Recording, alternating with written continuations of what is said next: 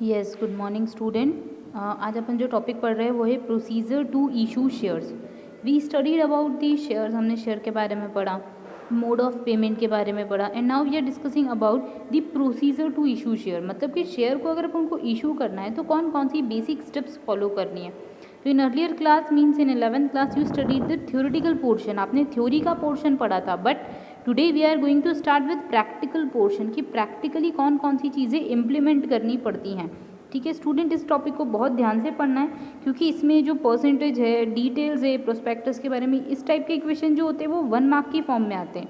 और एक और इन्फॉर्मेशन मैं आपको देती हूँ कि ये जो चैप्टर है हमारा, जो शेयर कैपिटल वाला चैप्टर है, इस चैप्टर में से हर नंबर का क्वेश्चन आता है। मतलब 1 मार्क के क्वेश्चन भी आते हैं, 2 मार्क का क्वेश्चन भी आता है, 3 मार्क का क्वेश्चन भी आता है, 4 मार्क का भी आता है और 5 मार्क का भी आता है। ठीक है, तो ये चीज़ ध्यान रखिएगा कि लास्ट ब्लूप्रिंट के अकॉर्डिंग तो यही प्रोसीजर चलता था, इसमें हर टाइप के इक्वेशन आते हैं। तो ये चैप्टर इसलिए भी करना ज़रूरी है, प्लस ये चैप्टर इसलिए भी करना ज़रूरी है क्योंकि ये लिंक्ड है डिबेंचर से और शेयर से। अगर आप शेयर सीखोगे तो आपको डिबेंचर आएगा, क्योंकि शेयर और डिबेंचर अकाउंटिंग टर्म में अलग अलग होते हैं, बट प्रैक्टिकल इम्प्लीकेशन जब अपन करते हैं एंट्रीज़ में तो वो चीज़ें सेम होती है। तो इस टॉपिक को या ये जो चैप्टर हम स्टार्ट कर रहे हैं इसको बहुत ध्यान से पढ़िएगा। ठीक है, तो चलिए अब स्टार्ट कर लेते हैं हमारा प्रोसीजर टू इशू शेयर। हम कौन कौन से प्रोसीजर को लगाते हैं जब हम शेयर इशू करते हैं। तो one of the first step जो बोलते हैं अपन, बेसिक स्टेप होती है, that is issue a prospectus. कि कंपनी को अपना क्या इशू करना पड़ेगा, प्रोस्पेक्टस इशू करना पड़ेगा। Next step is that application for shares, means you have to call for application money. आपको क्या करना पड़ेगा, एप्लीकेशन के लिए अमाउंट रिसीव करना पड़ेगा। देन थर्ड नंबर पे होता है अलॉटमेंट ऑफ शेयर। स्टूडेंट आप ध्यान रखो, आपको ये वर्ड अपन ने पहले भी पढ़ा है, एप्लीकेशन मनी हमने पढ़ा था ना, जो फर्स्ट पेमेंट होता है शेयर होल्डर की साइड से उसको अपन क्या बोलते हैं, share application money. And allotment would be the second payment from share holder side. And fourth number पे होता है minimum subscription. Minimum subscription fourth step होती है। अब इन स्टेप्स को अपन डिटेल में पढ़ते हैं।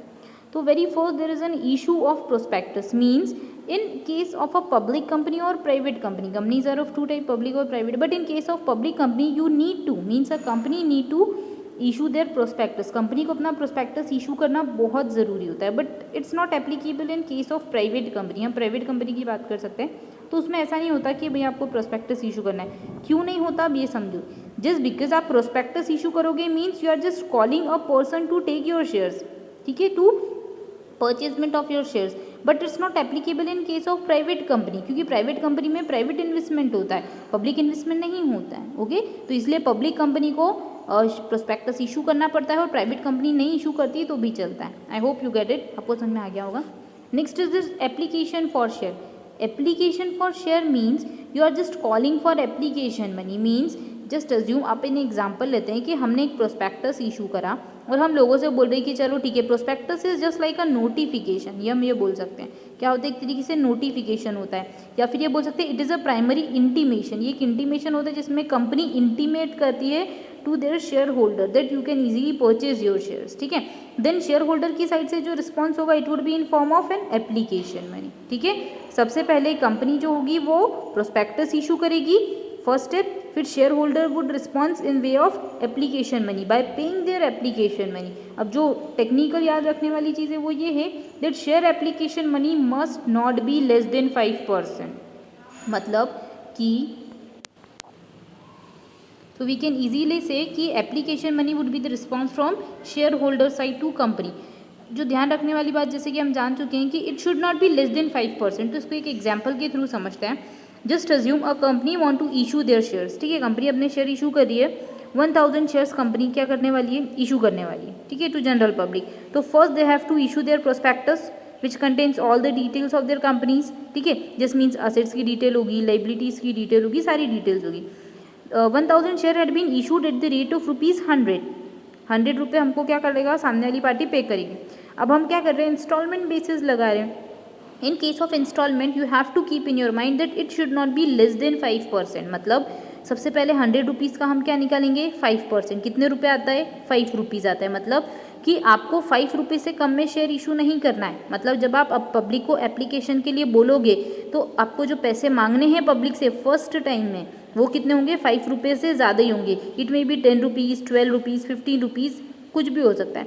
बट जो शेयर इशू कर रहे हो उसकी जो फेस वैल्यू है उसे 5% तक का क्या होना चाहिए, अमाउंट एटलीस्ट होना चाहिए, 5% से कम का अमाउंट नहीं होना चाहिए। बस आपको ध्यान ये रखना है कि 5% का कॉन्सेप्ट यहाँ पे अप्लीकेबल होता है, क्योंकि ये क्वेश्चन जो है वो ऑब्जेक्टिव फॉर्म में आ सकता है।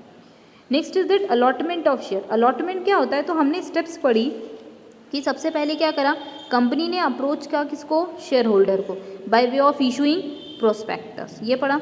देन शेयर होल्डर ने रिस्पॉन्स किया कंपनी को by way of application money, company को एप्लीकेशन मनी देके शेयर होल्डर ने रिस्पॉन्स किया।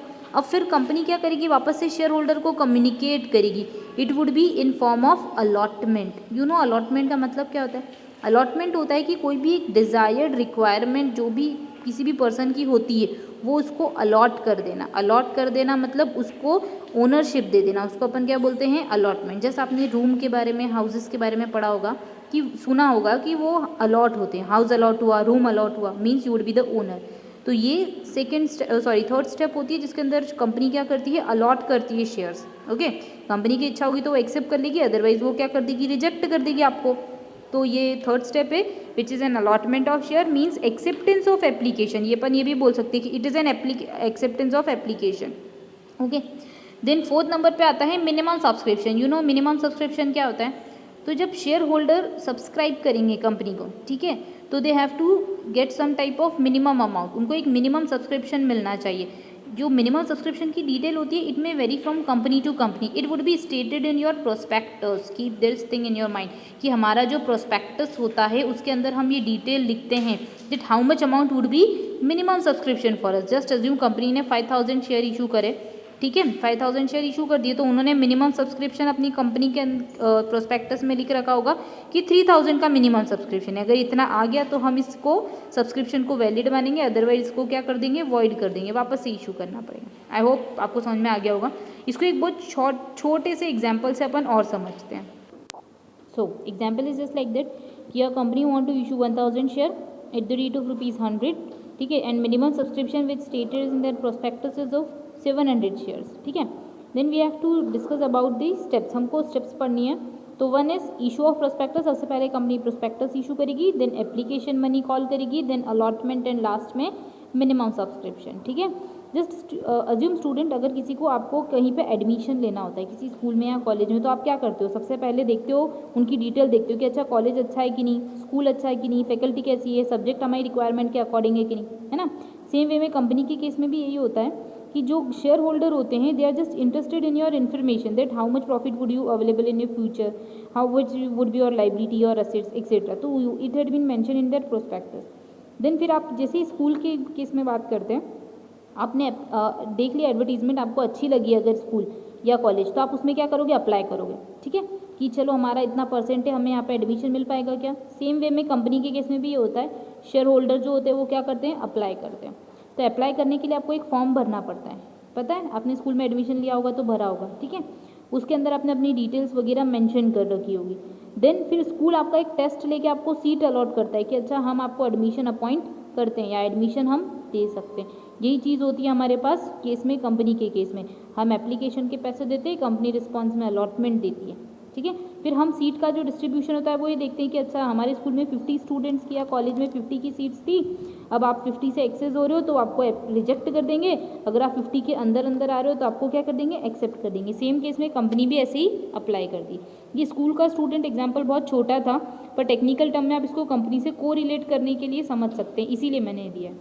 Okay, thank you. अब अपन नेक्स्ट क्लास में पढ़ेंगे टाइप्स ऑफ सब्सक्रिप्शन, कैसे कैसे टाइप के सब्सक्रिप्शन होते हैं।